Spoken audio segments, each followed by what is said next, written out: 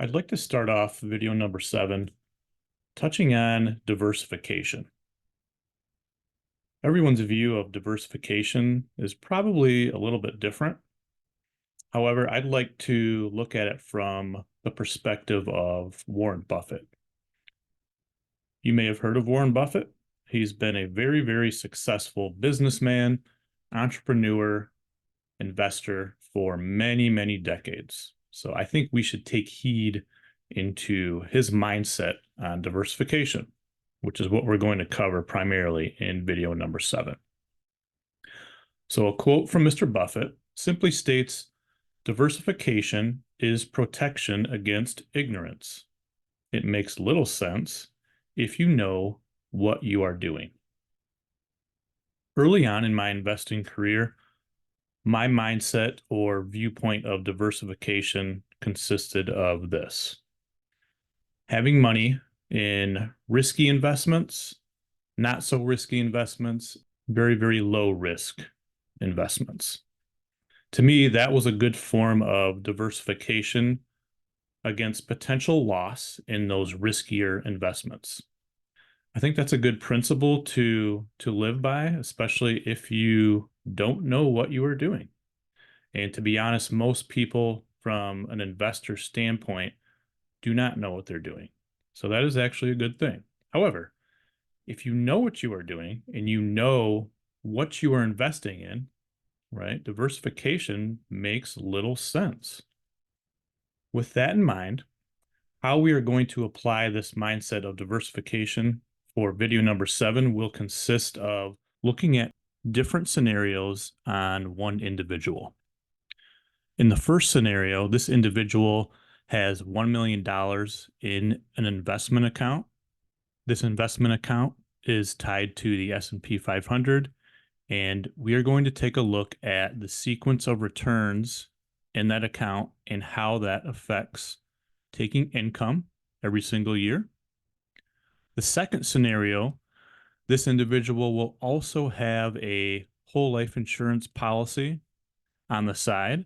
And what he will be doing is drawing down his investment account first.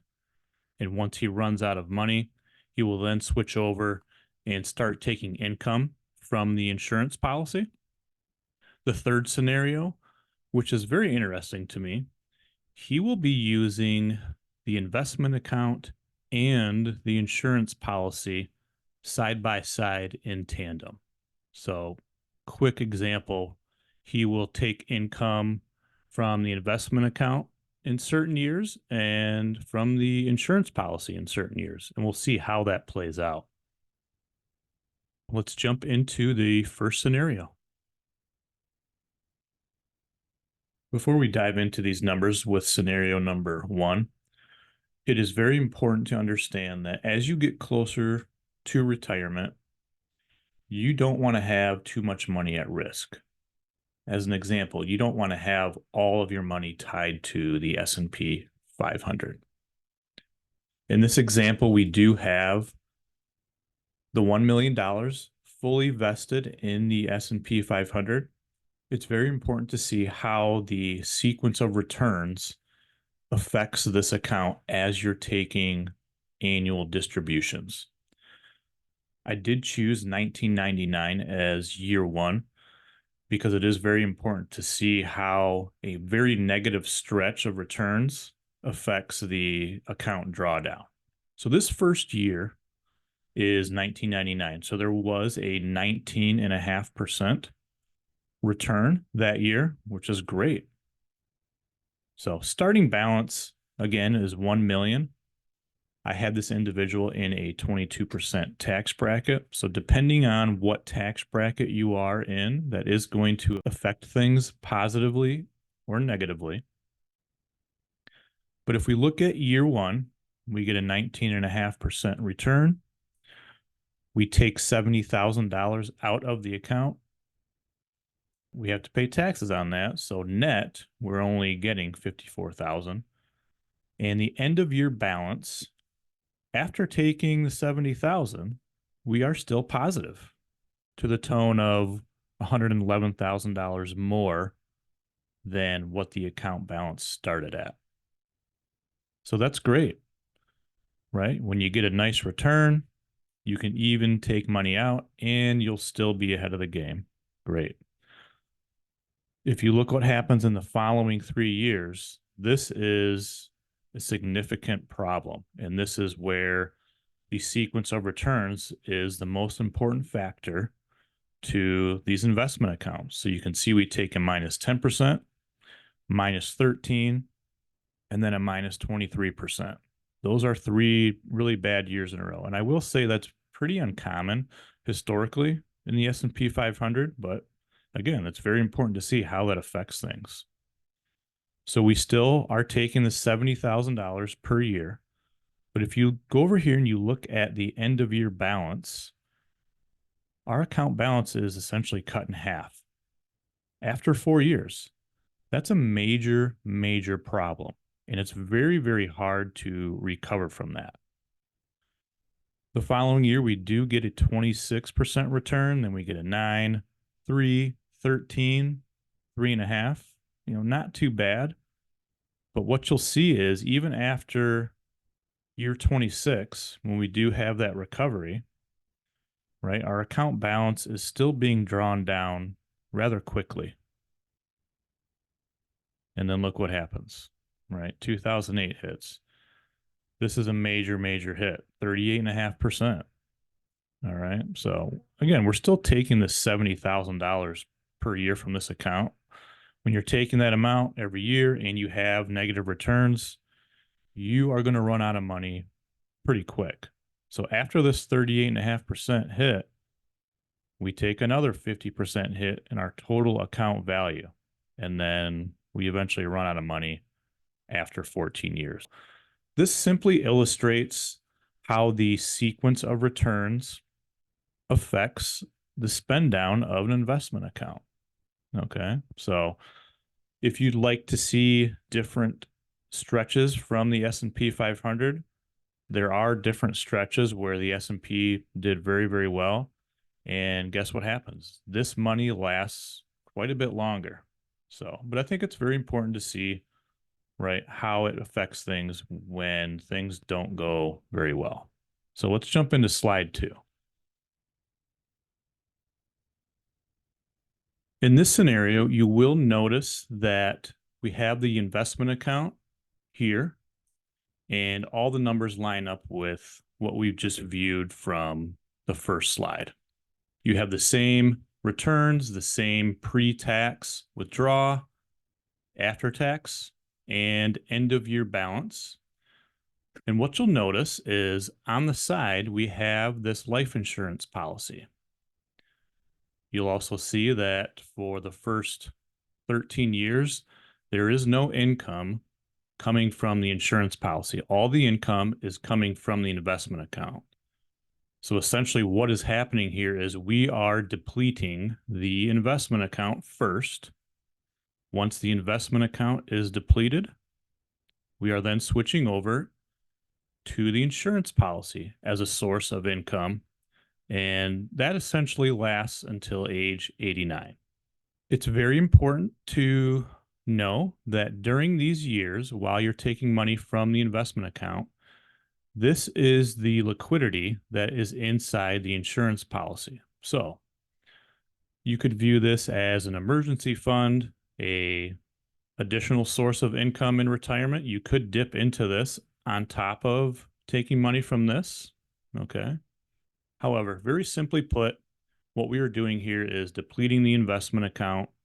Once the investment account is depleted, using the insurance policy as a source of income until age 90.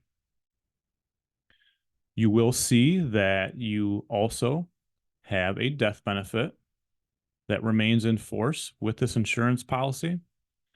It goes up, and then as money starts to be taken out, the death benefit will start to go down. However, as an example, say the individual dies at age 85. Okay, they've taken all this income from the investment account and from the insurance policy. And if they pass away, there's still a death benefit of $868,000 that would be paid out. to the individual's heirs or beneficiaries. That's very important. So this is another form of having a safety net if this individual passes away early, which can happen.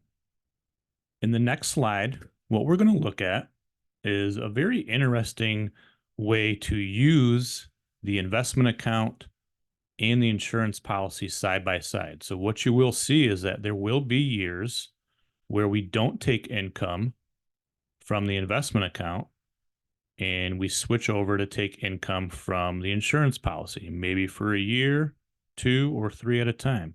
What that will allow the investment account to do is potentially recover and last longer. Okay. So you will see that. So if we can get this account to last a little bit longer, right? Maybe the insurance values will continue to grow. All right. And then you can spend even more money and have more death benefit coverage. Let's take a look at that. What we are viewing here is simply this.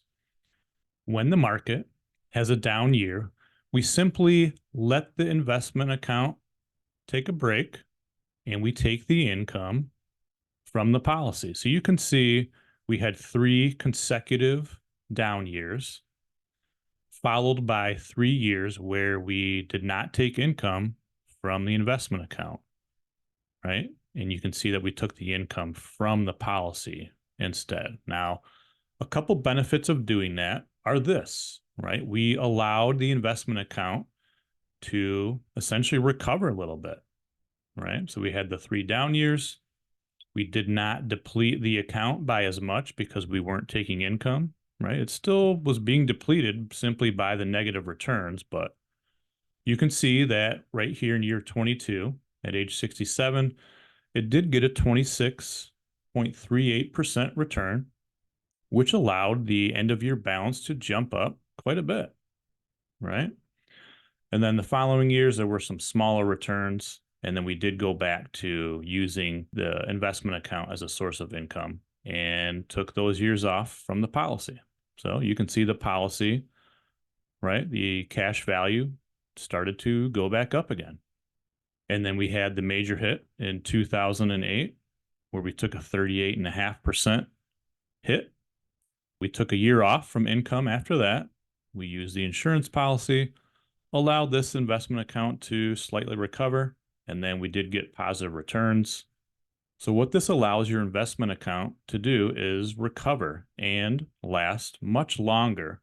That's critical because, you do get to experience some of these bigger returns that did happen in those following years. Do we know that those returns will happen in the future? No. But as an example, you can see how that lets the account recover and last longer. Another very important aspect to having this insurance policy on the side is we've only taken income from this policy for 6 years out of this total time span. What that allows the policy to do is to continue to grow. It grows at a slow pace, but it does grow every year. That's very important to understand when you're comparing an insurance policy to an investment account. So an investment account, right, you're going to have some years where you have big gains, but you have some years where you have big losses. With an insurance policy, you have small gains, but they happen every single year. Most insurance policies, you're going to get somewhere between 5 to 7%. And another huge aspect to that is you don't have to pay taxes on that.